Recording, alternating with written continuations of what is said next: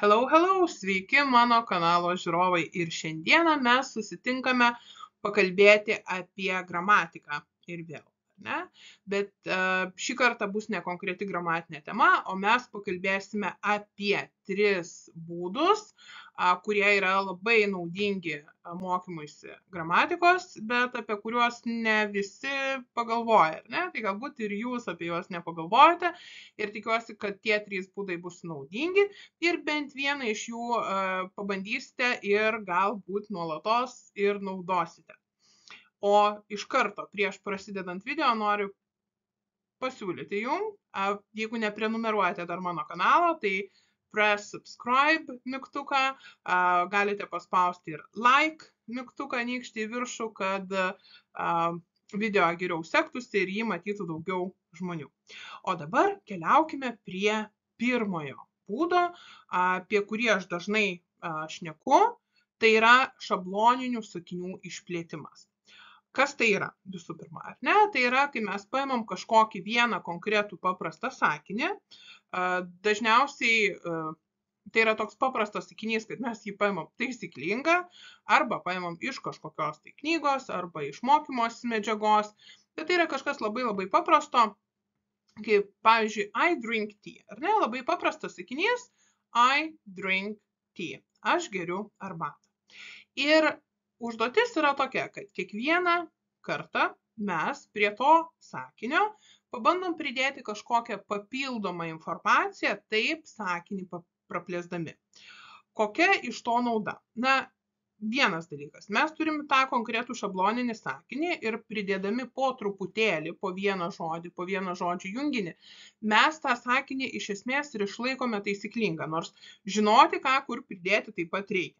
Kitas dalykas, mes mokomės ne tik gramatikos, mes mokomės ir žodžių, ne? Nes ne kiekvieną žodį mes dabar galime pridėti, nes tarkim, I drink tea ir kokio nors a cat arba a house mes ne taip paprastai pridėsime, ar ne? Reikia žinoti, ką, kur galime pridėti. Prieš daiktavardį gal dėsime būdvardį, galbūt, jeigu norėsime apibūdinti veiksmą, kažkokį pridėsim prieveiksmį. Galbūt galima sakinį praplėsti naudojant kažkokias laiko arba vietos aplinkybės. Ne? Pažiūrėkime, kaip tai veikia praktiškai. Taigi, tą mūsų sakinuką I drink tea mes galime, štai 10 žingsnių, kaip mes jį praplečiam. Taigi, galime pridėti dažnumo žodelį, kuris, jeigu jau kalbam apie gramatiką, vis laikina prieš pagrindinį veiksmažodį. Jeigu tai yra paprastas veiksmažodis, yra išimčių, yra įvairių papildomų dalykų, ar ne, bet šiuo atveju mes dėsim jį prieš žodelį drink. So, I usually drink tea. Jeigu mes kalbėtume apie tai, kokią arbatą mes geriame, mes prieš žodį, ar ne, arbata galime pridėti I usually drink hot tea. Ar ne, aš dažniausiai geriu karštą arbatą. Pridėkim dar vieną būdvardį. I usually drink hot black tea. Ne? Dažniausiai geriu karštą juodą arbatą. O pridėkim laiko aplinkybę. I usually drink hot black tea in the morning. Aš įprastai dažniausiai geriu karštą juodą arbatą ryte. Papildykime vietos aplinkybę. I usually drink hot black tea in the morning at home. Ne? O kažin kokiom aplinkybėm aš ten geriu? Kada? I usually drink hot black tea in the morning at home with breakfast. Pridėjom dar, kad su pusryčiais arba prie pusryčių. Pabandykime dar kažko pridėti, dar papildomas informacijos. I usually drink hot black tea in the morning at home with breakfast before work. Prieš darbą visą tai darau, ar ne? Pažiūrėkim, ką dar galime padaryti. I usually drink hot black tea in the morning at home with breakfast before work to wake up. To wake up būtų tam, kad atsibusčiau, ar ne? Tam, kad ta juoda karšta arbata mane ryte prieš darbą pažadintų. Ir galiausiai I usually drink hot black tea in the morning at home with breakfast before work to wake up and start my day. Ne? Ir kad galėčiau pradėti savo dieną. Taigi pažiūrėkim, iš I drink tea mes pridėdami po žodį, po frazę, po gabalėlį padarėm tokį ilgą didžiulį sakinį, kas nebuvo visai sunku, ar ne, žinoma, veikia vaizduotė, veikia tai kaip jūs išmanote žodyną, kiek žodžių turite savyje ar ne. Bet vėlgi, jūs šitą dalyką galite naudoti ir žodžių mokymuisi, nes sugalvojat lietuviškai, kad būtinai reikia padaryti va šitą ar ne dalyką, pridėti va šitą žodį ir einate, keliaujate ir ieškote kokį žodį, kaip tas žodis būtų angliškai. Taigi, kitas dalykas, jeigu jūs rašote, ar ne, ir būtent kiekvieno sakinio užrašymas, tai labai rekomenduoju, jeigu mokymosi procese mokotės naujus žodžius, pabandyti tokius šabloninius sakinius kurti ir papildyti juos naujais žodžiais, tai žodžiais, kuriuos jūs mokotės, nes kai 10 kartą rašysite, na, čia pas mane aš stengiausi paimti kuo paprastesnį sakinį, ar ne, bet kai 10 kartą rašysite ty, tai tikrai mokėsite tą žodį ir rašyti, ir jau realiai ištarti, ne? Nes mes rašydami ir perskaitom, arba bent jau mintise perskaitom. Pažiūrėkime į dar vieną pavyzdį. Norėjau paimti kitą laiką. It was late. Buvo vėlu. It was late. Ir pažiūrėkime, kągi mes padarėme su šituo visu nedideliu sakiniu ir ką jis išvirto ir pavirto. Tai aš visų sakinių dabar neskaitysiu, jūs jeigu norėsite, pasidarysite pauzę ir visus juos perskaitysite, bet aš jau paimsiu paskutinį sakinį, mes papildėme kaip vėlai, mes papildėme žodelių getting, kas yra temsta, papildėme laiko aplinkybę, papildomą informaciją, sakinius ir taip toliau. Taigi vietoj it was late mes gavom didžiulį sakinį, it was getting very late in the evening, almost midnight, and I was still at work finishing a project with a tight deadline. Feeling exhausted and eager to go home. Ar ne? Visiškai nuo paprasto it was late mes gavom didelį sakinį su daug žodžių. Darėsi labai vėlu vakare, beveik vidurnaktis. Aš vis dar buvau darbe, baiginėjau projektą, kurio pridavimo terminas jau labai artėjo. Jaučiausi išsekusi ir labai norėjau eiti namo. Ne? Štai toks sakinys iš paprasto it was late. Taigi išbandykite, galite paimti tokį sakinį, koks yra jums paprastas. Žinoma, pačioj pradžioj nebus taip, kad jūs tą sakinį išauginsite į 2 eilutes su, nežinau, 25 žodžiais. Pabandykite pridėti vieną kitą žodį, pabandykite pridėti būdvardį, pabandykite pridėti laiko arba vietos aplinkybę. Pačioj pradžioj nuo tokių paprastesnių žingsnelių ir pamatysite, kad jums eisis puikiai. Taigi, antrasis būdas, antrasis metodas, tai yra filmų scenarijų analizė. Ir jeigu internete paieškotumėte kažkokio tai filmo pavadinimo ir žodelį parašytumėte script, tai tikrai, jeigu mes kalbame apie žinomesnius filmus, apie kartais senesnius filmus, kartais tokius labiau populiarius, pasisekusius filmus, tikrai scenarijų galima rasti ir ką veikėjai sako ir aprašymą pačio filmo, tai galima taip daryti, galima bet kuriuo atveju pasidaryti pauzę žiūrint ir paanalizuoti subtitrus, ne, jeigu žiūrite filmą su subtitrais. Taigi, pažiūrėkime. Keletą būdų, ką daryti su tais pačiais scenarijais. Vienas dalykas, tai jūs matote sakinius parašytus taisyklinga kalba, šnekamąja kalba, vėlgi priklauso nuo to, koks tai yra filmas ir kas tai yra per veikėjas ar ne, visko būna, kad ir veikėjai kalba su klaidomis arba neformaliai, bet iš esmės jūs matote ar ne kalbą ir tuos sakinius jūs galite naudoti kaip šabloninius, galite pakartoti iš paskos veikėjo, galite pasižiūrėti, kaip yra vienu ar kitu atveju panaudojamas vienas ar kitas laikas, kažkoks tai gramatinis dalykas, kažkokia struktūra. Tarkim, ar ne, jūs tikriausiai atsimenat situaciją, kai Rose Titanic'e bando šokti iš laivo ir Jackas ateina ir jai sutrukdo ir išgelbėja. Ar ne? Ir tarkim, Rose sako, you are distracting me, go away. Tu man trukdai, eik šalin. Taigi, ką mes matome, ar ne? You are distracting me. Panaudotas present continuous laikas. Kada mes jį naudojam? Tuo metu, kai veiksmas vyksta kalbamuoju metu. Ar ne? Ir jinai šiuo metu, šiuo atveju, būtent naudoja present continuous laiką. Go away. Liepiamoji nuosaka, mes sakome kažkam kažkur vacate, ne? Eik šalin, go away.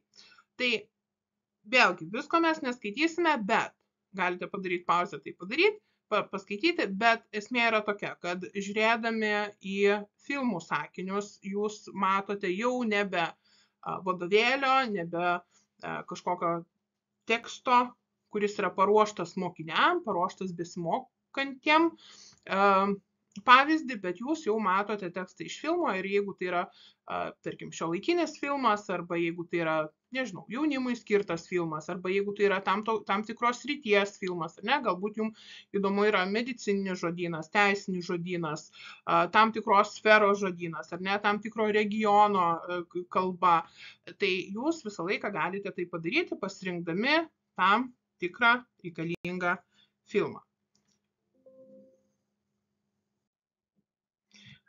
Kitas pavyzdys – Haris Poteris. Ir vėlgi gana žinoma scena, kaip Haris susipažįsta su savo viso gyvenimo draugu Ronu. Ir vėlgi mes galim pažiūrėti, Ronas užeina į traukinio kupę ir klausia, excuse me, do you mind? Everywhere else is full. So, excuse me, do you mind? Atsiprašau, ar neprieštaraujate? Visur kitur pilna ir Haris sako, no, not at all, visiškai ne.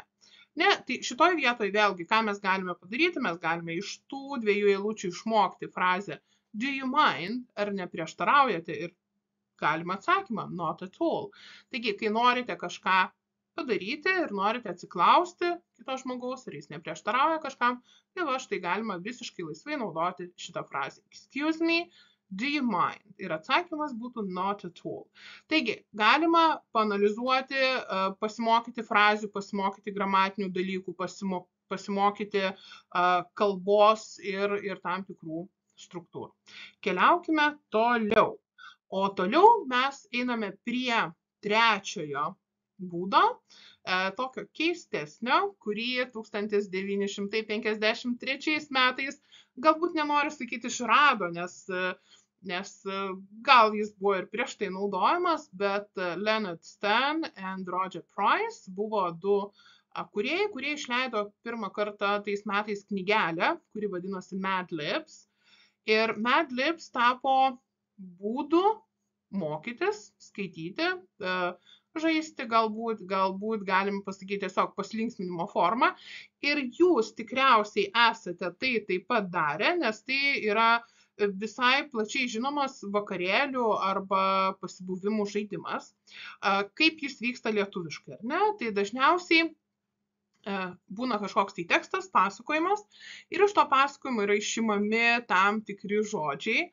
Ir visų pirma, jeigu kalbame apie žaidimą, ar ne, tai žaidimo organizatorius iš auditorijos, iš žiūrovų išklausia, ar ne, pasakykite vieną daikto pavadinimą, pasakykite, pavyzdžiui, laikotarpį, pasakykite veiksmą, ar ne, ir jisai tuos visus iš žiūrovų surinktų žodžius sudeda į tekstą ir tada skaitant tekstą būna labai labai juokinga, nes žmonės parenka žodžius, nežinodami siužeto, nežinodami apie ką bus tekstas ir gaunasi tokių visokių keistų, kvailų situacijų. Tačiau jeigu mes grįžtame prie Mad Libs dalyko ir knygos, tai esmė yra tokia, kad iš pasakojimo išimami kai kurie žodžiai, bet parašoma, kokia ten yra kalbos dalis. Ir žinodami, kokia yra kalbos dalis ir žinodami truputėlį, neskaitant siužetą, mes galime sugalvoti, kas ten per žodis turėtų būti, o vėliau palygindami su originalu, galime pažiūrėti, ar labai mes suklydome. Taigi, pažiūrėkime į pavyzdį ir pabandykime, kodėlgi ne. Taigi, turim tokią pastraipą, labai trumpą pasakojimą ir pabandykime kartu sugalvoti, koksgi žodis ten galėtų būti. In kažkoks tai būdvardis, village, nestled in the daiktavardis, there lived a young daiktavardis named Lily. Ar ne? Turim pirmą sakinį ir dabar pažiūrėkime. Jeigu mes kalbam apie gramatikos mokymąsi, atkreipkite dėmesį. In ne, ir mes turim artikelį, toliau naudojamas būdvardis, toliau yra žodis village. Reiškia, mums reikia būdvardžio, kuris apibūdintų tą village. Ne, in gali būti daug visko, ar ne? Quiet village, small village, big village, koks nors modern village, ar ne? Loud village, bet kas gali būti, ar ne? Nestled in the, kažkur tai vėlgi, ar tai slėnis, ar tai miškas, ar tai kalnas, ar tai koks nors dar dalykas, ar ne? There lived a young kažkas named Lily. Tai dabar pabandykim taip, kad aš pereisiu per tekstą, bet aš variantų jums nesiūlysiu, o jūs ant kažkokio tai lapelio pasidarot pauzę, einat pasiemat su kuo ir ant ko rašyti ir pabandykit surašyti tuos žodžius, o vėliau mes patikrinsim, kokiegi buvo iš tikrųjų ir ar jūs pataikėte. Taigi, every kažkoks tai daiktavardis, Lily would wander through the daiktavardis surrounding her home. Veiksmažodis for adventure and excitement. One day, while exploring the daiktavardis, she stumbled upon a hidden daiktavardis. Inside, she found a mysterious daiktavardis with ancient daiktavardis. With trembling daiktavardis, Lily reached out and touched the daiktavardis, unleashing a daiktavardis that would change her life forever. Okay, keliaukime toliau. Ir pažiūrėkime atsakymus. Tikiuosi viską susirašėt. Taigi, pažiūrėkim. Žodžiai gali būti skirtingi, jeigu jūs pataikėt, nepataikėt ir taip toliau, bet paklausykim čia, ar ne? In a small village nestled in the forest, there lived a young girl named Lily. Mažame kaimelyje, įsikūrusiame miške, gyveno jauna mergaitė vardu Lily. Every day, Lily would wander through the forest surrounding her home, looking for adventure and excitement. Kiekvieną dieną Lily klajodavo po mišką, kuris supo jos namus, ieškodama nuotykių ir kažkokio tai smagumo. One day, while exploring the forest, she stumbled upon a hidden cave. Vieną dieną, tyrinėdama mišką, ji surado, užklupo paslėptą olą. Inside, she found a mysterious box with ancient relics. Viduje ji rado paslaptingą dėžutę su senovinėm relikvijom. With trembling hands, Lily reached out and touched the relics, unleashing power that would change her life forever. Drebančiom rankom, Lily ištiesė rankas, ar ne, palietė tas relikvijas ir paleido galias arba paleido jėgą, kuri pakeitė jos gyvenimą visiems laikams. Ar ne? Tai yra tokia įdomi, galbūt pasakiška istorijos pradžia. Kaip tai dabar susiję su gramatika? Na, gramatika ir žodžių to pačiu mokymosi. Visų pirma, jūs susipažįstate su kalbos dalimis. Ne? Jums reikia panaudoti vieną ir kitą kalbos dalį. Kitas dalykas.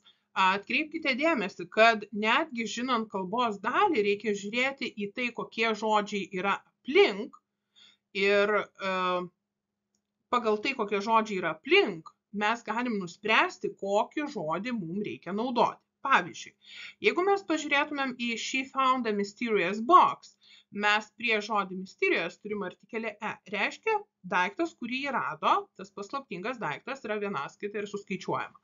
O jeigu pažiūrėtumėm į with trembling hands, matote, artikelio nėra, tai reiškia, kad žodis bus arba daugiskaita arba neskaičiuotinas, nes gali būti, pavyzdžiui, su drebančia, nebūtinai nedrebančiom rankom, bet, tarkim, su drebančia širdim, ne? Bet jeigu širdis vienaskaita, tai tokiu atveju mums turėtų būti naudojamas artikelis with a trembling heart, ne? Būtų tada su artikeliu. Lygiai taip pat atkreipkite dėmesį looking for adventure, ne?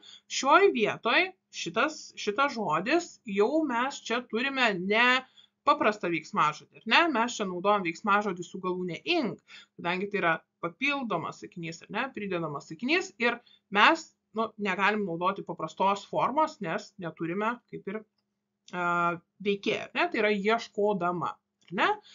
Taigi, daug įvairiausių dalykų galima sužinoti ir išmokti naudojant Mad Libs. Kaip juos pačius surasti, tai labai paprastai galite paieškoti tiesiog įvedę į Google ir iš tikrųjų yra daug spausdintinų paruoštos medžiagos, tiesiog Mad Libs exercises arba Mad Libs templates ir tikrai rasite medžiagos šitiem žaidimam. Taigi, tokie yra 3 būdai mokytis gramatikos, apie kurios jūs gal nepagalvojate. Ir aš labai tikiuosi, kad išbandysite bent vieną iš 3. Kaip jums sekėsi, rašykite komentaruose. Nepamirškite paspausti like mygtuko, nepamirškite press subscribe, prenumeruoti kanalą, jeigu jūs dar to nesate padarę. Ir susitiksime kituose video. Bye bye.